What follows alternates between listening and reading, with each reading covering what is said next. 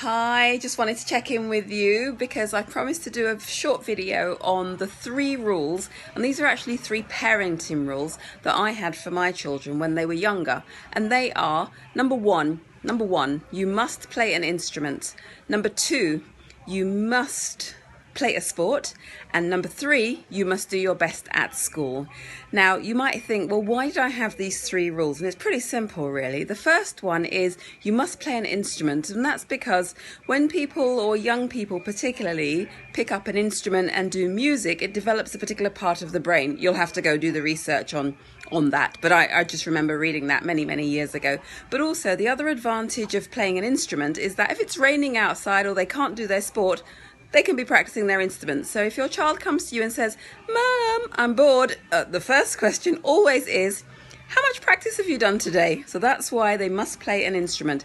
The other thing about the instruments is that if they pick up a brand new instrument, which I gave them the freedom to choose whatever instrument it was that they wanted to play, whenever they pick up an instrument, it's important that they play it for a minimum, and I mean a minimum of 1 term. There's no point in having 1 lesson or 2 lessons or 3 lessons and them saying, "Oh, I don't like it." I'm sorry, no, you chose the instrument, you must stick with it for a minimum of 1 term. So that's why I chose instruments and music. The second thing is with regards to playing a sport. Now, the great thing about playing a sport is because it gets them outside. And once they're outside, they're active, they're engaging with other people, they're really learning a team sport, which is what it generally used to be. And again, my boys played rugby in the winter, and in the summer they could pick up another sport, do something else, or some other outdoor activity. So if they were not playing their sport in the winter, for example, and they dared to come and say that they were bored, my first answer was always, "Have you practiced?"